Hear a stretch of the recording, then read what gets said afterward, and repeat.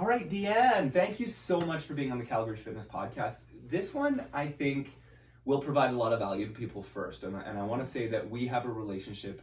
You know, we know each other from working out together and Orange Theory, right? So I think that relationship is really good. And besides that too, like you work with my wife, which is just such a small world when we figured that out too. So many connections, hey? What is that, 6 degrees of separation or something? Yeah, that's exactly it. So why don't you give the listeners and the viewers just kind of an idea of what you do, what you specialize in, and you know, how you help people. Yeah, thanks. A few years ago I started to really become interested in relationship to food. And it really became a passion for me because I feel like there's a lot of services in Calgary and Cochrane that look at undereating or anorexia, but we don't really look at overeating and binge eating. So that's become kind of a passion for me because I know that a lot of people are suffering a lot in that area, but they feel so ashamed that they're not reaching out for support. They're not getting help. Yeah. So define what a binge is. I guess if somebody I mean, a binge to one person could look like a bag of chips here, but then to other people it's like a 3,000 calorie meal, right? So kind of walk us through that. Well, that's a really good point. That's a really big part of my job is to ask like specifically what people have eaten. But I think a binge is eating an enormous amount of food beyond the point of being an enormous amount of calories without wanting to. And feeling physically sick. And so when people emotionally eat, that's a little bit different. So good distinction there, right? When we binge eat, we're more along the spectrum of a more serious kind of situation. Although emotional eating is still eating food that we did not want to eat to help manage our own emotions. I think that's, what happened? Was that me? I better make sure. Hang on. Because I will say too, on my wife is on the call me anytime, right? So this is so exciting. I am on call because my wife is any day now. So and I just saw her a couple days ago. So isn't that crazy? Yeah, absolutely. I will keep recording here. Okay. So I think that was an important distinction to make between emotional and binge eating too. And I guess kind of, you know, I think what comes out of that too, and I'm not the expert in this, I'd love to hear your point on it too, is the shame, is the guilt that comes into it too. Let's talk a little bit about that. Oh man, there is so much shame attached, and I think that's why it's really hard for people to reach out. And it's really secretive, so people don't talk to each other about like, hey, I went home last night and I ate like 7 bags of cookies. Like we don't talk about that with each other. And the more secretive something is, the more shameful it is. So I've heard the analogy, it's like a gremlin, when it's hiding deep inside there, it just has so much power until it sees the light. And then, remember the old gremlin movies, and then it kind of dies from the light. But being able to talk to other people, being able to share your story, because people get caught in a cycle and a pattern of, and it's become so overwhelming and big. It feels so hopeless and stuck, but they yet blame themselves for it. Yeah. So you yourself, you're a mental health therapist, or you a counselor? Like how should I refer to you as? A therapist. Therapist, okay. And do you help people through these struggles? Absolutely. So I run a group through the Silver Linings Foundation. It's a binge eating group, but we also talk about relationship with food, all those sorts of things. And then I also, in my private practice, I also work with a lot of people who are struggling, men and women, in secret with this. And in Calgary, like I said, the eating disorder program doesn't have a binge eating component to it. So there's not a lot of places to get help in the medical system, except for if you go to the obesity clinic. There's not a lot of good supports there either. I understand. You know, it's funny too. I think back to, thanks for the coffee, by the way. Oh yeah. Gotta keep you perked up. One of the previous episodes of the Calgary Fitness Podcast, I actually had on an addiction specialist, and we talked about like his specialty was in opioids and sexual indulgence and those kinds of things. But I think there are a lot of parallels when it comes to that and binge eating, because this is almost it sounds like it's almost it's addictive behavior, Yeah. and you're at the point where it's like you're shamed, you don't want to talk about it, and people don't really know that there's a problem sometimes. Yeah, exactly. They're struggling alone, and Mhm. if I could just be better, have more motivation or willpower. But that is a really good point about addiction, because I think we look at it kind of as a behavioral addiction. So Mhm. things like gambling, sex addiction, eating. We look at, they might not have the actual substance in your brain that's creating the feeling, Mhm. but they still change the brain. They still impact the brain. Yeah. So in this case with food, there's many components of kind of behavioral addiction. One of which is that we know with eating, it does release in our brain feelings of well-being and peace, and it releases dopamine, and so it actually does make us feel good. Mhm. Yeah, and this is, I haven't really shared this with a lot of people, but myself, Yeah. I suffered binge eating, emotional eating. Yeah. So I'd say about 10, 15 years ago, when I left home from my mom's house, for some reason something clicked with me. I'm an adult now, and I can eat whatever I want, whenever I want. Yeah. And it got to the point where it was pastries. And like, this was my diet from morning till night. It was pastries and, so on and so forth. And I would, no word of a lie, when I was in college, this was my diet. Yeah. A full pumpkin pie, a full one, Yeah. a large glass of orange juice, and pizza pops. Wow. And I look back and I'm thinking, why did I do that? And I think it's just because there was something in me that was, you're free, you can do what you want. And I look back at that now, and it's like my relationship with food was broken. It was not understanding the nutrients that went into it. And I think I'm at a better place now, but I wish I knew this. I wish I knew there was support back then and help and everything like that. Yeah, and I think what you're describing, of course I don't know your particulars of your story, but is actually a common theme that we see people rebel through food. So there's like a part of them that feels that, I get to rebel and eat all the food I want, and I can experience freedom that way, and maybe push back from, and again, I'm not talking about your background, a more restrictive background, or the restrictions that they've put on themselves. So it gets to be very complicated. So there's the neurological pieces, and then there's the social pieces, there's the family pieces. So it is a very complicated, and if there's one thing for people to take from this, is that this is a complicated thing. And our relationship to food, if you think about it, our very first loving relationship was the act of our mother feeding us. How profound is that attachment? How profound is that demonstration of love is through eating? So of course, this is going to be a very complicated thing to work on, a very complicated thing to work through. Yeah, and I think that, how do you recognize personally, if someone's listening to this right now and they're like, they're not sure. Maybe at night they reach for the snacks or the sugar, sweets, whatever, or salty, whatever it is. Yeah. How do you know? Where do you draw the line in the sand between I'm just having something after dinner and this may be into binge or emotional eating? I think it's the awareness, right? So I tell, first of all, I don't ever make a distinction between like good or bad foods. Food is just food, right? And there's food that provides us with more nutrients and can really fuel our body. And then there's foods that are like awesome. They taste good, right? And so sometimes that, we can acknowledge like I'm full, so I'm feeling inside my body. I'm not particularly hungry. I'm a little bit bored. I'm a little bit restless. I've had a stressful day, and I'm going to choose to eat some ice cream. And I'm going to eat it slowly, and I'm going to enjoy it and sit down with a bowl, and I'm going to really allow myself, guilt-free, to eat the ice cream, knowing full well it's for my emotions.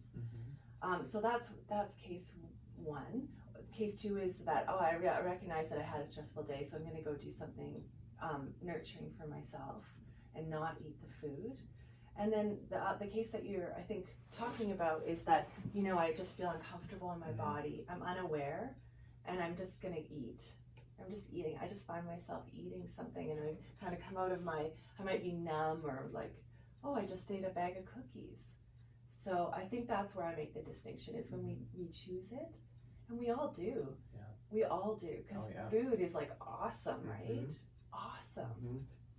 And I love the point that you made too about there's no good food, there's no bad food, right? I think that I'd love to talk a little bit more about that too, because I we talked about this before we got started, but I work in the media. Yeah. We are, and I'll say this fully, right? We are to blame for a lot of the messages. But not you. Not me personally, Yeah. yes, of course, right? Yeah. But you know, the magazine covers on the stand when you're going to the checkout, right? And you know, the positioning of the billboards when you're downtown, and you know, just everything, the messages that you see on Instagram and Facebook and everything like that. It's just, it's tough to really feel good about yourself if you're just fed these messages that there's good food, there's bad food, here's the timing, and so on and so forth. And there is, obviously, there's some nutrition science behind that too, right? And I'm not trying to say that or, you know, diminish that at all, but I'm just trying to say that there are people out there who are really, you know, it's these messages bombarding with, right? And I guess what's your approach on that? I guess if they're feeling like, you know, lesser than with the messages, what do they do? Yeah, that's a really good question. And so now this is where I get a bit on my soapbox. Are you okay with it? Please. Okay. Share away. So I have a bit of I'll say the F word, it's the feminism perspective on this.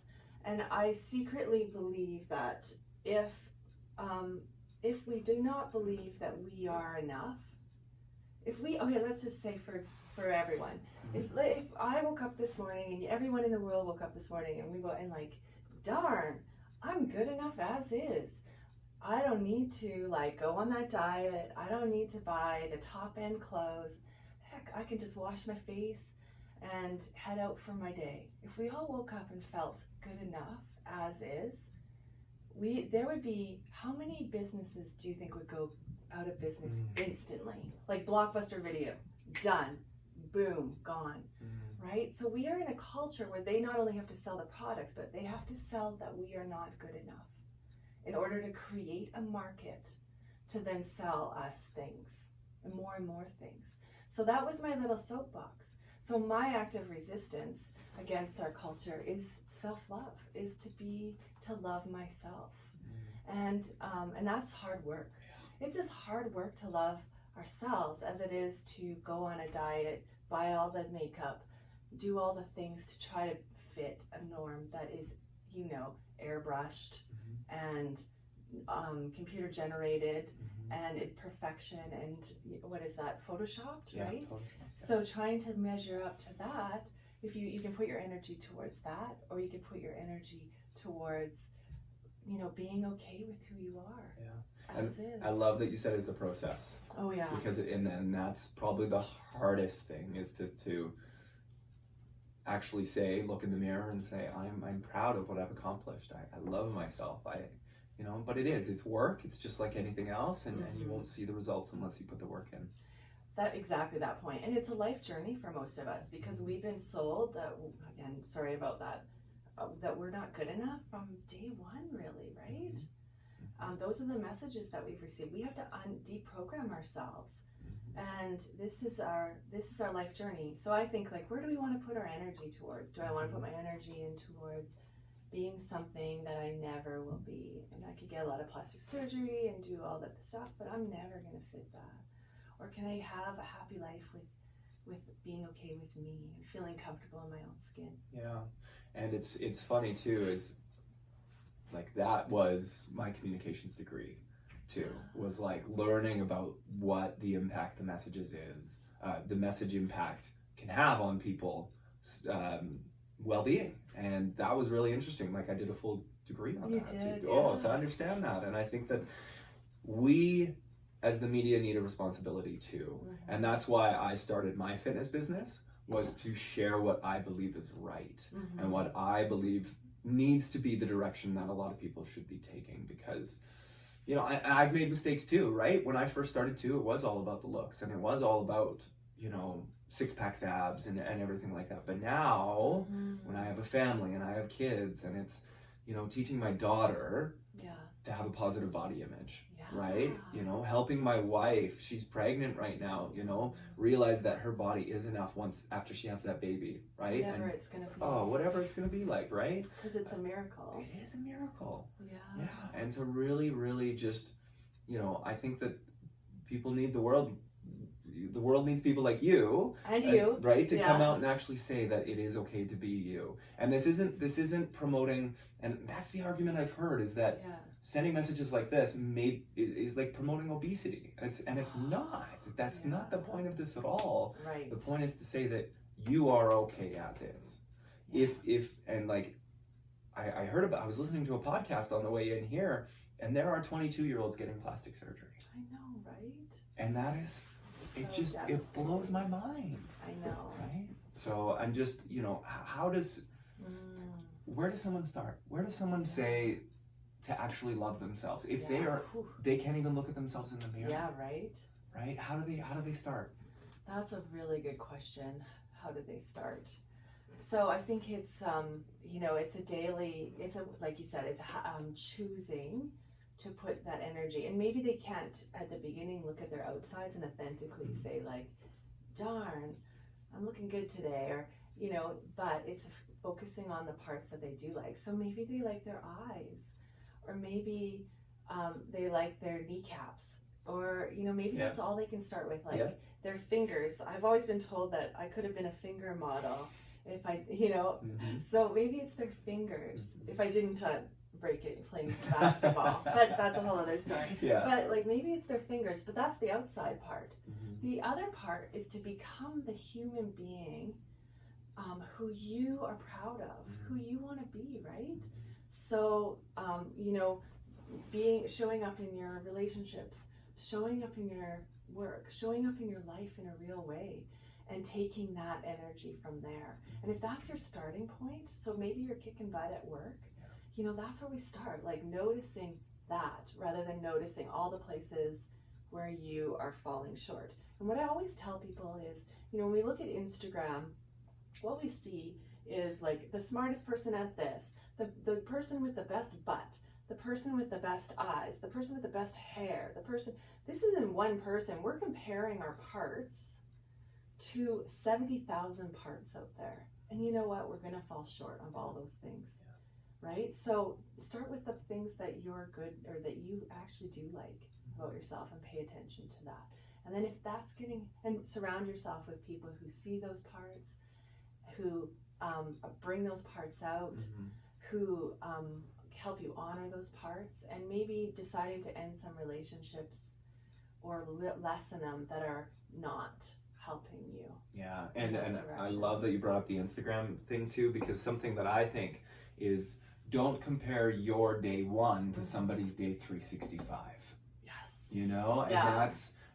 that's and also don't compare your 365 to their 365, because oh my goodness, there's 7.7 billion people on this planet, and we're all freaking different. Yeah. Right? So to say that you are the same, or you need to be where they are, is just, it's unfathomable to think about that, right? Yeah, I think the whole act of comparison, which is, now I'm afraid of getting back up on my soapbox, but the whole act of comparison. I love it. Okay. Yeah.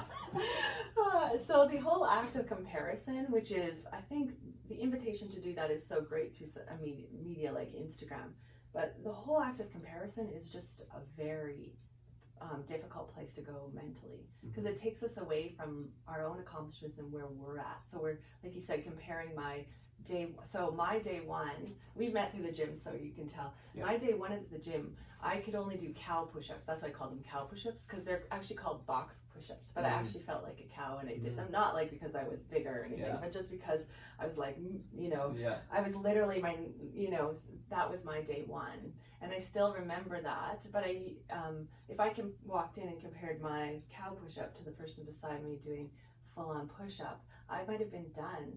And, you know, exercise for me is one of the greatest gifts that life has offered me. And that would have destroyed that possibility.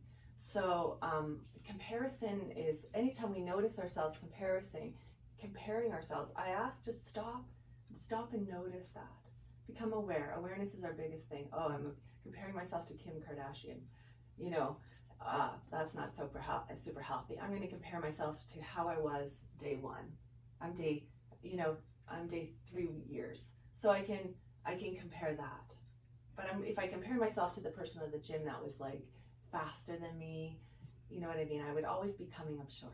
Mm-hmm. So very good point. Yeah. Comparison is a problem. And the thing I like to say too is, I'm not telling people to get off Instagram, right? Mm-mm. If that gives you joy, go ahead. But maybe try to unfollow 1 to 5 people a day that just aren't providing you value, right? The things that you look at their post and you're thinking, I want to be like that. I need to aspire to be like that, right? And to the point where it brings you shame and just, disgust with yourself, then that's the point where I say it's time to click that unfollow button, because at the end of the day, you're not going to miss their content, right? You're not just focus on the genuine people who love you, who provide you value, and that will set you up, right? Even if you're not working on yourself, doing that is actually working on yourself. That's a very good point. And I want to say that about Instagram too, as well. And I also think there's value in like putting makeup on to feel good about ourselves too. So I want to just be clear, because there is so much amazing content on Instagram, even in the fitness realm, which tends to be a little bit on the body appearance side of things. There's some amazing people that I follow who have really positive messages about bodies. And I follow some amazing things that I'm just enriched my life so much. So I think it's true making a decision to cut out some toxic or hurtful messages and focus again on the more positive people and messages in our lives. Yeah, for sure. And as a male, right, I went through a big purge probably 6 months ago on my Instagram feed, because I'll just give one specific example. I was following a guy from Calgary, personal trainer. I'm not going to name him, but he used to just post, and good on him. This is what he wants to do. But he's a bodybuilder, and all he would put up is workout videos of himself. And it was to the point where I was like, I want bigger muscles like that. And then I stopped. And that's the thing. Once you pay attention, it's like, well, I'm good as I am, and my strengths personally, I can run fast. I'm good at plyometrics. I don't necessarily need to lift those heavy weights, right? Like an overhead press and so on and so forth. So I think that once you recognize that, and now I'm better for it because I don't mindlessly scroll anymore, right? And I think that you're aware. I'm aware. When you scroll, like that, your emotional reaction to things and note, that's the important thing, is that noticing. And also, our bodies are all different. So, I'm never going to have the strongest upper body in the world and be like a bodybuilder, right? But there's other things that I can do really well. And that's another example of focusing on, like, you're fast. That's awesome. I think that's what I need to be proud of. And lean, like you have some good lean muscle mass, right? And it also gives me an opportunity to say, all right, maybe I will try lifting next time, instead of just doing the cardio. And that's, at the end of the day, it's, I'm not saying I need to aspire to be like that, but I'm just saying, like, maybe I can try a little bit harder too. And that's, if it's for a positive. If it's for a positive reason, then that's okay too, right? That's okay too. Yeah, it's all in a gray. There's all a gray zone here. There's a lot of gray. So let's try to talk about like specific tangible things or tactics that people can do.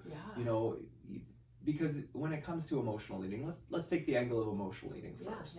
And what are some tactics that somebody can do at home if they're listening to this? Maybe they're not ready to reach out for help, right? But they know maybe this is what's sparking them to say, maybe I am an emotional eater. I guess, what are some tactics?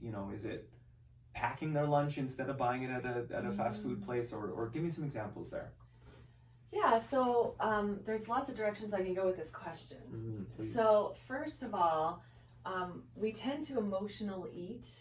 We tend to eat more emotionally, or don't eat what we want when we're like over hungry, right? Because of course, naturally, our brain is like, give me food. We're essentially animals, and if we're in a place of starving, then our brain is going to be like, give me that high carb, high fat, high sugar.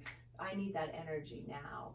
So that's where you end up at the, at the, and you're more likely to react to your emotions, right? So the first thing is making sure you're tuned in to where you are on the hunger kind of full scale, and bringing food with you, healthy kind of filling foods. So you're never getting to the point where you're into the starving hungers, like to the point where you're so hungry, because you're really setting yourself up to fail at that point. So having said that,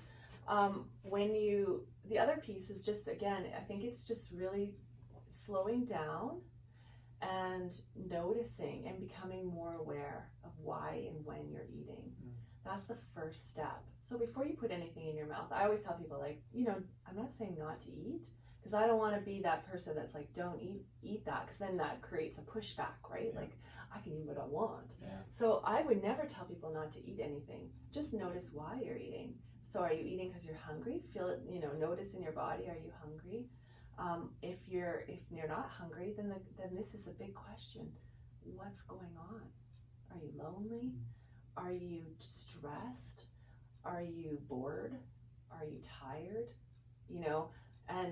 And just become more aware of those emotional cues, right? So we kind of go right past that and go right into the food before we've slowed it down to notice, like, actually what's going on for me. Yeah. And then again, if you feel, oh yeah, I'm bored, I'm going to eat, then go ahead and eat the food, right? But if you decide, hey, I'm bored, I'm going to go, I think I might go for a walk or call a friend, or I'm going to meet the need through something other than food. Yeah. That's the next step. But the first step really is just to slow things down. Sure. Yeah, and I love that.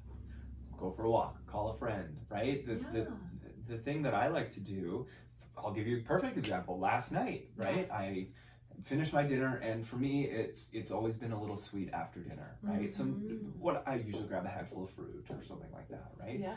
But last night I was like, I want a bowl of cereal, and that's my kind of my spot where I say I enjoy this, and but I stopped myself, and I had a large glass of water before I did it, and I thought about it too. And those are some of the tactics that I think are really important for people.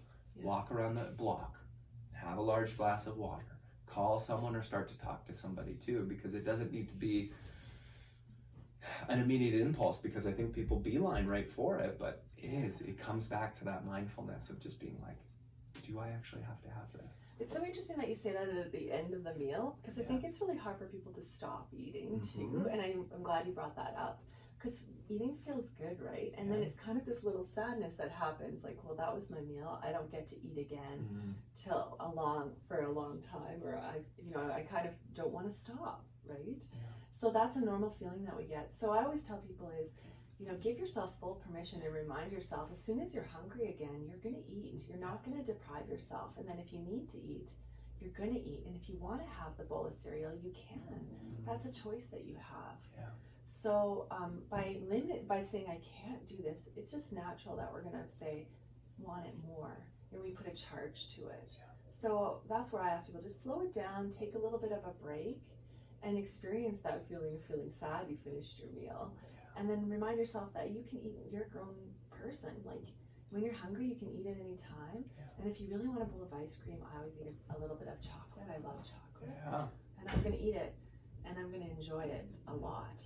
So, so I'm really glad that you mentioned that. Yeah, and I think, for somebody who's listening, they may be thinking, this is just too above my head. I can't get there. I'm not at that point, right? Because it does sound, a little esoteric to say, just be mindful, but that's the work. Those are the steps that you actually have to take. It's using your head instead of taking away something from yourself. Yes. It's realizing that you do have permission, that it's okay, but it's being mindful of it. And I think that's the biggest message that I'm getting out of this for sure. Yeah, and I think it's just increasing awareness, because I think we live up here, like from our necks up, and we don't really tune into ourselves and into our body and into our emotions. And honestly, we haven't really been taught that very well. And so, we learn about how to read and write, but we don't learn emotional literacy. Yeah. So it probably sounds confusing and impossible and hard to start noticing where, am I full? And people are like, how do I start noticing if I'm full? Yeah. how do I tune into that? Because they're so up here all day, right? So, yeah, so that little act of just starting to notice is really powerful. Yeah. And I'd love to get your take on this, and I'm throwing you a curveball, so if you don't know, if you don't want to talk about this is fine, but with my daughter, she's 3.5, one thing that I've really worked on lately is when she tells me she's full, I'm not going to say you have to finish what's on your plate. And I'm curious what your thoughts are on that, because I'd like to start her now at this age to trust her body. Yes. Right? To actually say that if she's full, I have to believe her, you know, regardless of what. And I know that it's, you know, as a parent, you may be listening and you're like, but they didn't eat anything, right? To us, anything, and I'm doing air quotes here. To us, it doesn't seem like a lot, but their bodies are giving them those signals. And I'd love to hear your take on that. Yeah. So I grew up in the Clean Plate Club era. That was like, there's people starving in, you know, there's people starving in Africa, and, you know, you get, you know, you can be part of, in fact, there was a Clean Plate Club. So I got to join it by eating all my food on my plate, and there was praised and given lots of reinforcement for doing that. And as a result, I feel like I really had to struggle to learn my own body cues. So my approach, I also have 2 children, 2 girls, so there's a lot of thinking that I do about this. My approach is the same as yours. I provide the food, and they decide how much they're going to eat. Now, again, the difference is that if they're eating a tiny, so I provide a whole realm of food with all the food groups, and I give them access to sugar and to dessert most days after.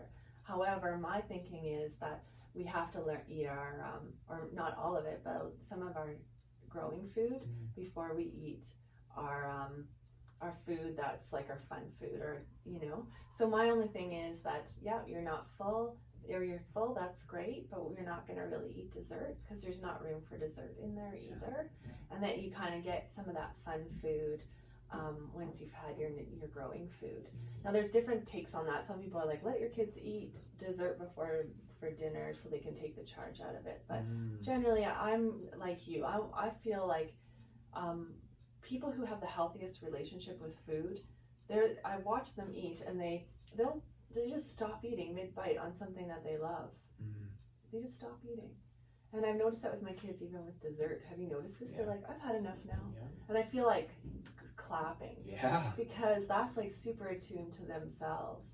And that healthy relationship is going to help them have I think a better life. Because it's hard when you struggle with your relationship with food. And I think that's how it used to be in the 70s, 80s, 90s. It was clean your plate, or you don't get dessert, or, you know, you haven't eaten enough. And I was the same way, right? You know, my mom provided the food, but it was like, you have to clean your plate. And I remember this one specific time, like my grandparents who were like, you know, 60s, 50s, those kinds of things. It was, you know, there was a sandwich that had mayonnaise on it, and I didn't want to eat it. I said, I can't eat that. I'm not hungry. And they're like, you have to eat this. And it got to the point where I got so sick after, and I think it was because of the stress, because I kept being like, I don't want this. And it was like, you have to eat this. And it was just, you know, I may be out on a limb suggesting this, but we don't create a relationship with our food when we're young. It's created for us. What do you think about that? Well, that is, I would agree with that. It's a bit controversial. I think that we're not taught, maybe more so now we're taught, but we're taught to eat. This is how much food you have, this is what you're going to eat, and this is how much you're going to eat, which really disconnects us from our own wisdom. And we have a lot of wisdom, but if you watch a child eat before we screw them up, they have the wisdom. So they have it. It's all there. We muck it up for them. So, you know, of course we want our kids to have broccoli and all the foods that are nutritious, but, you know, helping them tune into that wisdom and teaching them moderation and teaching them value of different foods is really important. But if we can kind of get out of their way in some ways, they can do, like, you know, they can manage this. And if we can get out of our own way, and I think that's like a reprogramming, right? It's like to I was telling you earlier, the newest Jenny Craig commercials have, you just eat this, we give you the meal and you just eat when and where, how much and what we tell you. And then you're going to lose weight. And what we do know from the science is that none of this works, right? Controlling ourselves to this, or having it this control, does not work. We have to learn to have a relationship with food. What is my body wanting right now? How much of it is it wanting? And you know, and really learning to cue into our hunger and full cues. So. And that's really intuitive eating, isn't it? Yeah, that's right. So it's called there's like mindful eating and intuitive eating, and they're kind of used interchangeably. Okay. Yeah.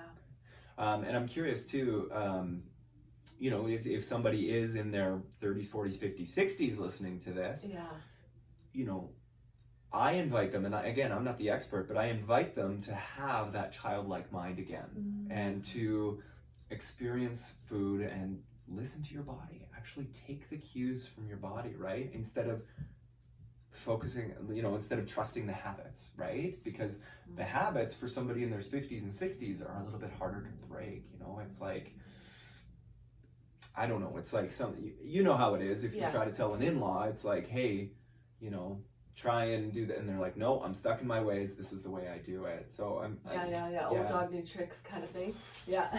Exactly. So I you know, is it a lot of your clientele, are they you know, more experienced, I guess? Are they older? Are they, can you there's a full range. So I have clients that are, you know, teenagers all the way up to like in their 60s that have had a really difficult relationship with food their entire life.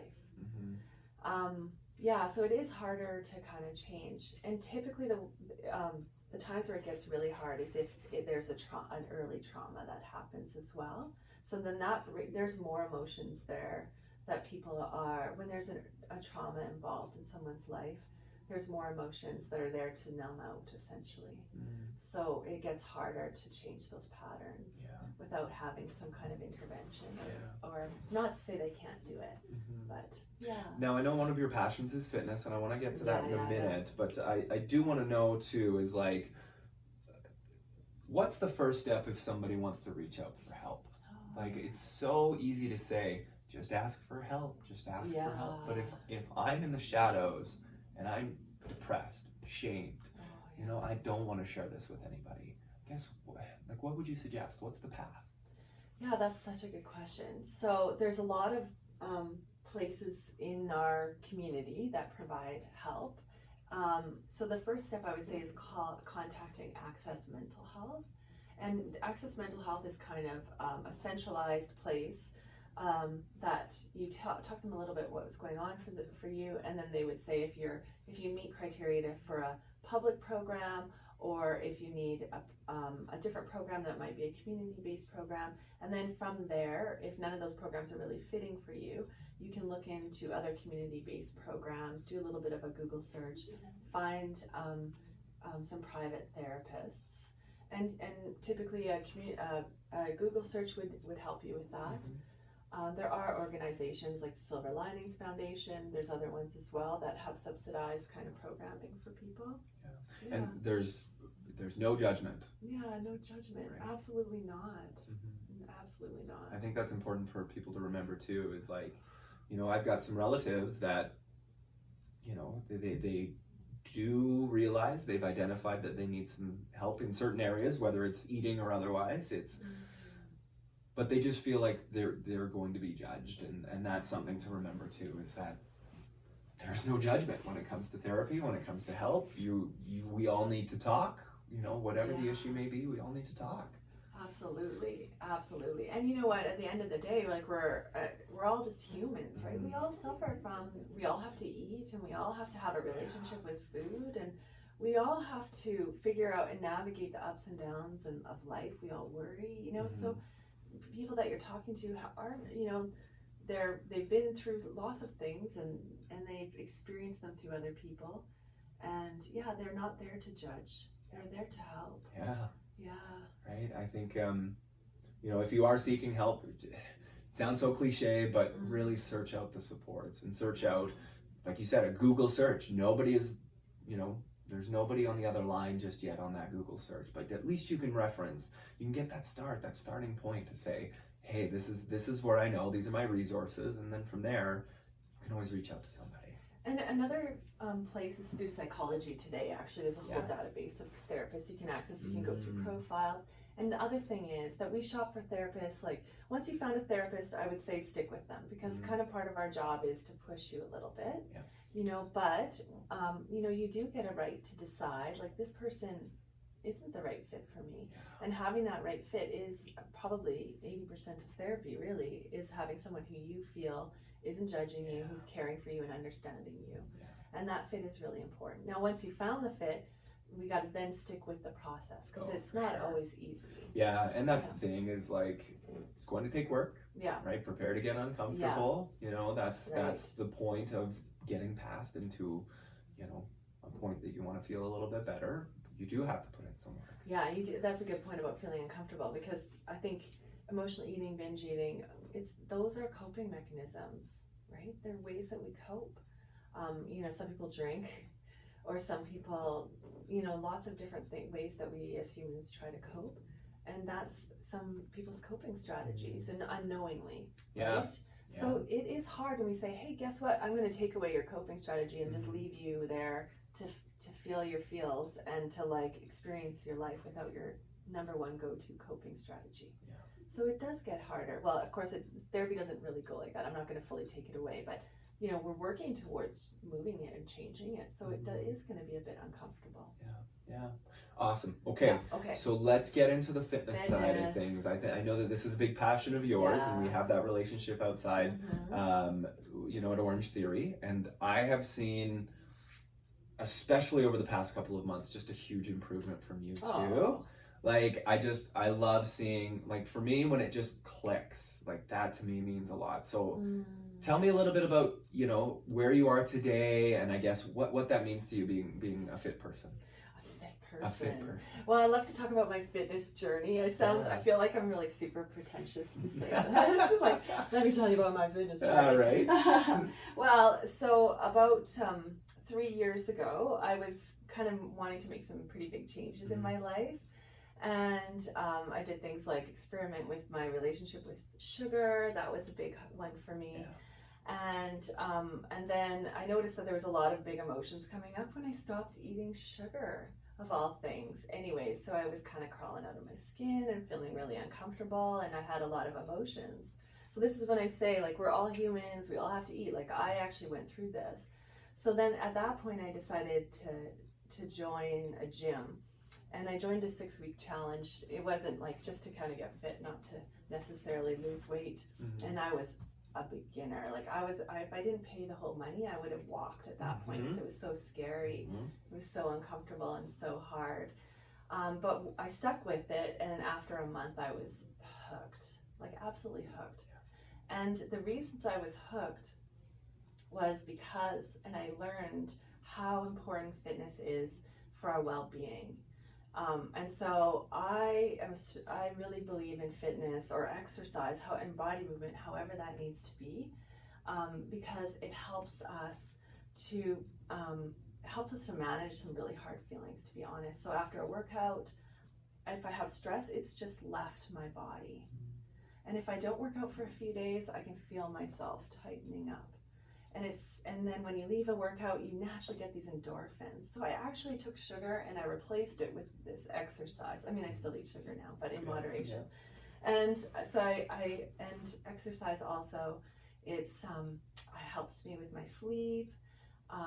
And to be honest, when I go to a gym and I feel really uncomfortable, and the Orange Theory workouts are very uncomfortable, and I push past the point of comfort, it inspires me in the rest of my life, because I'm like, you know what? I can do hard things. I can do hard things. Like, I did that thing this morning at the gym, and that was hard. So I can do a podcast, for example, that's you know, difficult and uncomfortable for me, because I can do hard things. So that's why I'm so passionate about fitness, and that's something that I really want to share with people, although they're not always ready for that. And I respect that. And body movement to me doesn't have to be like going to a gym and lifting weights like I do. That's just for me, but could be going out for a walk, walking up some stairs, parking a little bit further away and walking towards your destination. 100%. Yeah. It could be, it could be whatever, yoga but our bodies are made to move. We don't exercise to punish ourselves for something that we ate. We exercise to honor this thing that we are so lucky to have. So that's I don't know if that answered your question. It's perfect. I love that. I love that when people clue in and they get it and they've over that barrier, right? And I mean, for fit, it's a constant barrier, right? Because you're just, it's pushing yourself out of the comfort zone the next time and the next time and the next, and there's no upper limit. There's no upper limit, right? And it doesn't mean that, again, you have to punish yourself to get there, but it just means that moving your body is just, motion is lotion, right? Yeah, exactly. And feeling uncomfortable is okay. Yes. We can survive that. Like, I'm not punishing myself, I'm not hurting myself. Yeah. But it's okay to push myself. Exactly. And it's funny, like, have you heard of TikTok? You have kids. Yeah, I've heard of TikTok. So I'm on TikTok. Yeah, okay. And it's all on my fitness page. But I posted something the other day where it was, just a video of me saying, keep up your weight loss journey and so on and so forth. And I had some people comment and they're just like, I'm scared to start. And I get that. I understand that. It is hard. And I'll back up here a little bit and tell you about my first time working out. I think you'll get a lot of value out of this. When I started on my fitness journey, so I was actually overweight. I was I shouldn't say quite overweight. But for me, I was unhappy, I was lethargic, I wasn't sleeping, I was depressed. I was 240 pounds. And I decided that it was time to make the change. So I went into a gym and I saw a guy doing the bench press with the bar, and he had 45s on either side, the biggest plate, right? Yeah. And so I waited till he was done, and then I was like, okay, well, if he did 45s, I'll just put 10s on either side, like, I'll be okay. And I tried to push, I couldn't even get up one rep. Well, the same guy came over, grabbed the bar, and said, if you can't do the weight, don't even try. And I was like, right? But my point is just to say, that didn't stop me. I kept going. Maybe I took a week off. I don't even remember. But I took a week off because I was discouraged, but I didn't quit. But anyways, I posted this TikTok video and somebody had commented. They said, I don't know where to start.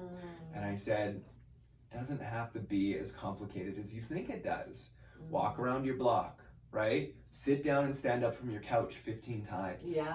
That's your workout for the first time. And that's all it needs to be. Start with 5 minutes, and then the next day is 6 minutes. The next day is 7 minutes, right? It's just, it doesn't need to be reps and squats and push-ups and so on and so forth. Maybe you'll get there one day, and that's fine. But, to just start, it just starting is the hardest part. It is. And don't you notice, like, when I watch people come new into the gym, I want to run up to them and like hug them. Yes. Because I feel so proud of them. And when you're overweight too, like fitting into the clothes is difficult. Like even just, there's not, strangely enough, there's not comfortable clothes for people who are overweight to go to the gym in. What am I going to wear? What do people think of me as I get there? And there's a lot of mental barriers that come with that. But so even if you make it to a gym, I always feel like I want to give them a big hug. Like, awesome, you made it here today. Yeah. Like, this is so amazing. Yeah, and the people to me who are inspiring are not the people, that guy I talked about earlier who was doing heavy weights overhead. That doesn't inspire me. No. It's the lady who got up at 5 o'clock in the morning. Yeah. She's wearing, her PJ bottoms. Her hair is a mess, right? She's got no makeup on. That's what inspires me. It's the someone who actually made the dedication to say, I can do this. I've got this. And whether they're doing, we've got this one machine at the YMCA that I go to. It's like a hand peddler. Oh my gosh. And if they do that for 10 minutes, like, good on you. You moved your body. You moved your body. You can row. Yeah. There's so many things. Exactly. You can walk the track. Yeah. There's, it doesn't have to be a big. For sure. It doesn't have to be find a friend and walk up some stairs. They have the stairs. Walking is underrated. Yeah. Right? Totally. Yeah. I think that you can get a lot. I think anybody listening, start walking. Walking more. If you're a busy professional, your 15-minute break, walk. Walk, walk, walk, walk, walk. Yeah. Like whenever you can. Like I love this wearable technology now. Yeah. 10,000 steps. If you can, try for 10,000. It's a lot of steps, but at the same time, just try. Just try and move. And that's all it takes. And the one thing I wanted to say too about, you may have noticed in some of the classes where I've got a new member in the class too. We celebrate them, right? We'll give them a round of applause. We'll let them know that they did some amazing work, because at the end of the day, the fact that they showed up is awesome. You're the best for that. Oh, that's so great. Come on. I think that that's true. I think it goes back to where I started, and if I had a cheerleader in my corner, that's what I want to inspire now, right? Is not just a cheerleader, but a coach to say that you can do this. I see you. I believe in you, right? And you may be getting all these messages from Instagram and so on and so forth, just saying that you can't do this, but you can. You're here. Absolutely. And you and I were both there too. We were both there too. And day one, this goes all the way back to day one and day how many, right? So that's their day one. And if I'm running beside someone and I think about their day one and my day one, and I'm hoping I hope you don't feel discouraged, because this is 3 years. I want to tell them I want to tell you about my day one. I want to tell you about my push-up that I did for my knees. And I'm so proud of you for being here. I wonder if there's an ambassador role I can have. Right. There you go. I could be an ambassador. I think that's, it exuberant. I mean, even just now, you can see the smiles on our faces. You can hear it in our voice. Because we've done the journey, right? We've done the journey. And it's not over, right? Oh, I want to train well into my 70s and 80s. And that's going to look a lot different when I'm older. And that's fine. That's fine. If at that point, I think that ballroom dancing is going to be what I want to do, that's fine. I don't care anymore. It's just... Underwater dancing. So it's funny that you mentioned underwater. I just want to I'm kind of all over the place, but that's fine. I'm training for a triathlon right now. Awesome. So in one of my previous podcasts, the ladies over at Try It Multisport, they're right across from the Sonalta Sea train station. First off, they buttered me up with cake. Right? Yeah. So I'm eating a slice of cake, talk about intuitive eating, right? I enjoyed that, the heck out of that piece of cake, right? But they asked me right on the podcast, point blank, have you ever done one? Have you ever done a triathlon? I said, no. And they're like, you're doing one. You're signing up. We're signing you up. You're doing it, right? So that's where I am out of my comfort zone. I have that childlike mind again because I can't swim. I cannot swim. And I believe it's all a mindset. So I'm telling myself I can do this if I put in the work. So the triathlon's in August. I haven't put pen to paper just yet, but I will. I haven't decided which one I'm going to do. But swimming is so underrated as well. Water aerobics? Have you ever done water aerobics before? Oh my goodness. Are they hard? Oh, it's tough. Yeah, because you're using just the resistance of the water, the fluidity, just to, move that body. It's just nuts. So I think that's amazing, because there's a lot of times when our mind tells us that we can't do things. And we have this belief about ourselves, I'm not a swimmer. I remember I would say, I'm not a runner. Or whatever belief I had no evidence of it, because I never really tried hard at it, right? I didn't really try it, but pushing past that and I'm going to sign up and I'm going to try this thing, and however that might look, right? And then I'm curious too. I'd love to hear your take on challenging yourself when it comes to food. What do you think about eating challenges and keto and styles of eating and stuff like that? I'd love to go back to that angle. It's so hard because I feel again, where my home base is, or how I feel about eating, is really about honoring our own body, what our body wants to eat, and when our body wants to eat. And I feel like a lot of these things kind of take us out of that, which then creates this I'm going to have this win, but then I have to go back to eating again. I can't do keto forever. I guess some people do who are diabetic, but there's only so long you can do keto or intermittent fasting, and then you're left with this big question okay, how do I eat now? And so things like intermittent fasting, what if you're hungry? So you actually have these windows that you eat, and my belief is, when we're actually physically hungry, that's our body saying, our metabolism and our body saying hey, I'm primed, I'm ready, give me some food, I need some energy. And there's a reason why our body's telling us that we're hungry. So intermittent fasting is like, oh, you can get used to eating in this window, but you're ignoring your cues. So at the end of the day, I think we're left with the same problem. And this is one of like 1,000 reasons why diets aren't that successful. Because at some point we're going to either hit our weight or hit our goal and we have to come off the diet. You know, and then we have to live. Like, what does that look like? So that's my take on it. So go into the diets then. I want to hear about this. What do you think about Jenny Craig and Weight Watchers and those kinds of things? So I think that there's some value in knowledge, right? Like, I'm not sure how good they are at giving the knowledge about what foods are nutritious. Jenny Craig's, I think, you know, they just give you packaged foods full of sodium and they're just like, eat this and you'll be skinny. So I don't know if there's a lot of value in that for long term. I mean, at least Weight Watchers, they give you some knowledge about what you're eating, a little bit. But I believe, the research is so clear. This is the thing that's so funny about it. The research is so clear that diets do not work. Even if you lose the weight on the diet, 80% of the people will gain it, or it's even more than that, 80% gain it back. And then the people who gain it back, they don't look at the diets and the research and say, well, actually that diet culture is flawed. Instead they say, what? I'm flawed.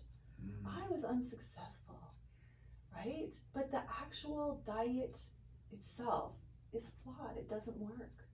It actually makes it worse for ourselves. And so so I have kind of a harsh perspective about diets, to be honest, because I think it doesn't work, and then it sells you as the problem why it doesn't work. Yeah, absolutely. So I guess if somebody is like hoping to make a change, and you know, I think it is hard to listen to your body because you don't know where to start at the same time. So are there certain things that you recommend to follow, like whether it be meal prep or you know, portion control or anything like that? Do you recommend anything like that?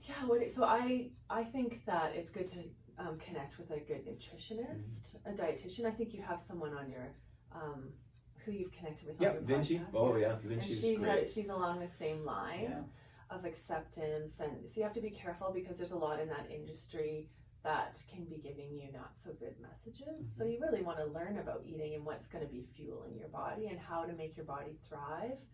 And then, so sometimes it is portion control, but not in the way that you would think. It's just creating a portion for yourself, sitting down with it, and slowing down with that food and letting yourself enjoy it and eat it and be with the food. So turn off all the distractions, don't eat in your car.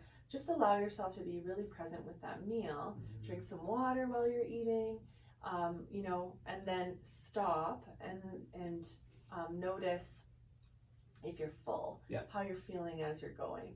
And so that to me is kind of portion control. And if you're not in full, I don't think like bursting full, but just like comfortable. And if you're comfortable, then that's your cue not to eat anymore. Or if you're still hungry, then go have some more food.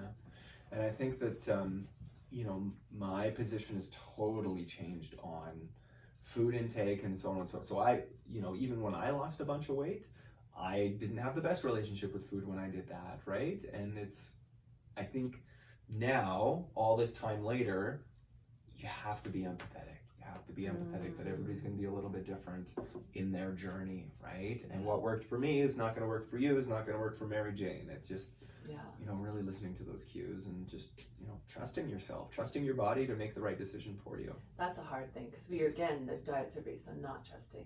And sometimes what I do is ask people, instead of like taking things out of their diet, which is like diet culture, which if people have been on 17 diets, they're going to react to that. They're going to emotionally react to taking things out of their diet and push back, a little bit of a rebel, right? So instead I ask them to put things into their diet. So, make sure that they're drinking lots of water. Make sure that they're eating more, so there's more colorful food in their life. There's more variety of vegetables and protein. So they're adding things to their, some healthy fats. So they're adding things, not taking it away. So sometimes that's a good place to start too. I'm not a dietitian at all, So I'm not claiming to be that Sure. at all. Yeah. But it is when you ask people to take it away, then there becomes a charge around it. Like if I put some donuts here and I was like, don't eat that donut right there.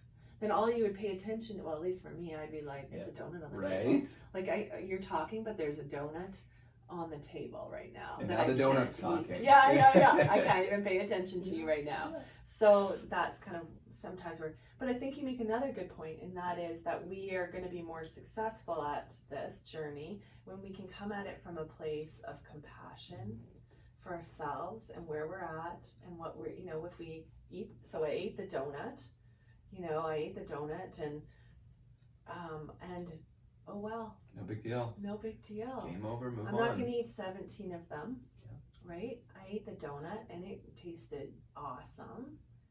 And I have to be kind to myself all the time, and offer unconditional kindness. When I make mistakes, when I don't do what I want to do, when I do what I want to do, all the things. Because I feel like we're going to get closer to good things in our life when we're kind to ourselves. I feel like trying to punish ourselves into making positive life choices, changes, is not going to be successful. It just doesn't work for me logically. Awesome.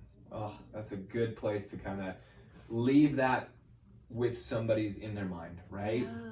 Let it be okay, right? And just keep going. Keep going. Let it be okay. Love yourself, and yeah. Deanne, anything else you wanted to mention before we wrap it up here? No, thanks so much for having me. Of course, this was fun. great. Yeah. Is there anywhere that people can follow you? Are you on social media? Websites, those kinds of things? Oh yeah, so my business is called Abundant LC, so it's short for Abundant Life Counseling. And so www.abundantlc.com, and follow me on abundantly_alive on Instagram. Perfect. Yeah, thanks. Okay, thank you. You.